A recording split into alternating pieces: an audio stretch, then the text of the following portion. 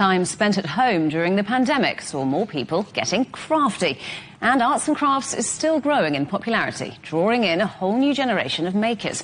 The market for buying and selling crafts globally is booming. It's projected to grow at 9.2% and reach $1.8 trillion by the year 2032. And this seems to be driven in part by crafts' popularity among Gen Z. That's people born between 1997 and 2012.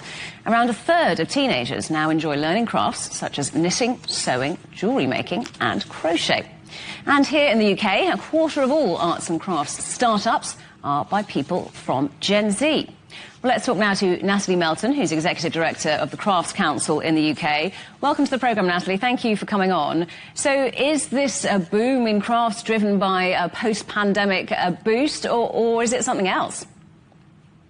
I think it's a trend that we've seen growing over a number of years, and certainly the pandemic probably helped to accelerate that interest in craft when people were at home and finding ways to entertain themselves. But I think it speaks to a far wider set of societal shifts over the last 20 years or so. So people's interest in understanding the provenance of where things have come from, a concern and interest in sustainability and making ethical choices about their purchases, and of course as a reaction to what sometimes feels like an increasingly screen-based world that we live in, and craft is the perfect antidote to some of that. So obviously a lot of people make craft just for fun, but some people make money out of it, don't they? How is that monetised? Is it selling, teaching, building a brand? What is it? I think it's a combination of all of those things, and I think when you look at the makers in the UK, the vast majority of makers have what we would term a portfolio career. So they are making and selling goods, but they might also be teaching either within the formal education system or running workshops and courses. Craft experience is a very big part of that kind of boom in the craft economy. And for some, they're balancing that with a career that's entirely outside of either craft or the creative industries.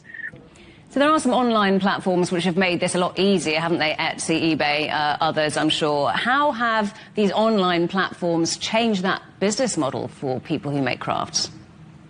Well, I think it's a massive shift. Technology has removed barriers to entry into the market, and of course you can test your products and put them online while you're still holding down a job and sort of testing to see whether they sell. So I think that's definitely helped to kind of democratise craft and also blur the distinctions between what we would once have called the kind of amateur and the professional. A lot of people are coming into craft as a second career because they've had the opportunity to learn a skill as a hobby and been bitten by the bug and start to see whether they can make a career shift into making and selling craft.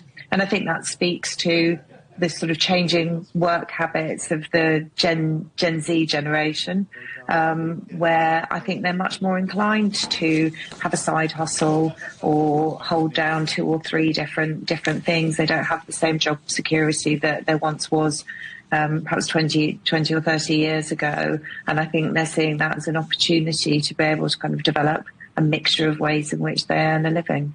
Natalie, great to talk to you. Thank you so much for coming on the programme. Natalie Melton there from the Crafts Council in the UK.